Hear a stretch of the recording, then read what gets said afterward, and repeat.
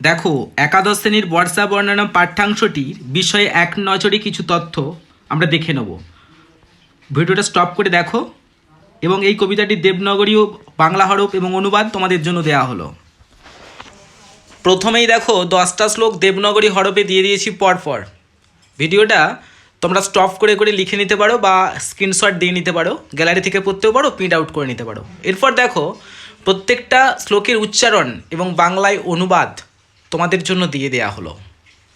যেহেতু এখনও টেক্সট বেরোয়নি তার জন্য তোমরা এটা দেখে পড়তে পারো, আর তারপরেই কিন্তু টেক্সট বেরিয়ে যাবে। তো ততদিন পর্যন্ত তোমরা ভিডিওটা এভাবেই দেখো, পড়ো স্ক্রিনশট দিয়ে। ভিডিওটা ভালো লাগলে বন্ধুদের শেয়ার করো, তারাও পড়তে পারবে, স্ক্রিনশট দিয়ে তারা পড়বে।